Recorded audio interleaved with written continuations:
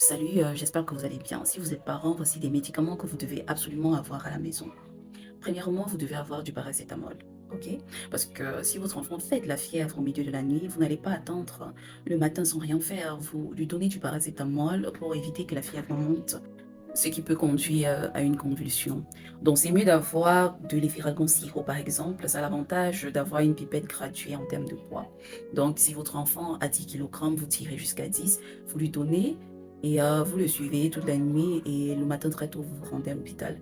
Évitez de trop donner du paracétamol aux enfants. Vous savez, le paracétamol, c'est l'un des médicaments vraiment les plus dangereux.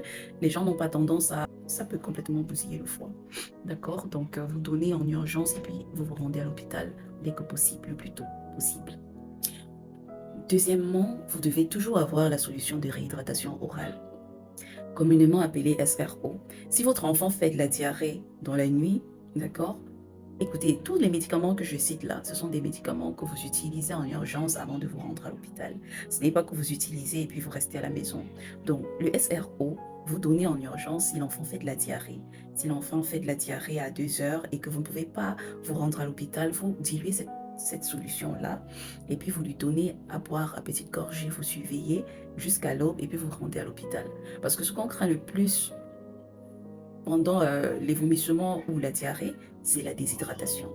L'organisme est constitué majoritairement d'eau. Donc, quand vous perdez l'eau et les ions là, vous êtes en danger. D'accord? Donc, solution de réhydratation orale, vous devez toujours l'avoir dans votre boîte à pharmacie. Troisièmement, vous devez toujours avoir du sérum physiologique à la maison ou du sérum salé. D'accord? Pour faire ce qu'on appelle le lavage nasal. Lorsque l'enfant a les narines bouchées et a du mal à respirer, ce que vous faites, normalement, c'est un lavage nasal. Et ça se fait avec du sérum physiologique. Donc, il faut toujours l'avoir à la maison. D'accord? Et les parents, si vous ne savez pas faire le lavage nasal, vous devez rapidement apprendre à le faire parce que c'est important. Ok? En quatre, c'est un bonus. Il faut toujours avoir un antiseptique à la maison avec des compresses. D'accord? Et de la bétadine jaune, par exemple, pour les plaies superficielles, pour les petites plaies. Et puis, rendez-vous toujours à l'hôpital parce que c'est au médecin finalement de juger et de vous dire si c'est une petite plaie ou pas. Mais si l'enfant se fait mal, ce que vous faites idéalement, c'est que vous désinfectez la plaie avec un antiseptique adapté. Ça peut aussi être une crème antiseptique. OK? Et voilà, tous ces médicaments, c'est bien de les avoir parce que ça permet de gérer certaines urgences et de prévenir les complications. Voilà, j'aurais bien mis un truc pour les vomissements, mais c'est pas prudent parce que ce sont des médicaments qui peuvent s'avérer très très dangereux, surtout si vous ne respectez pas les posologies. Ça peut rapidement aller très mal.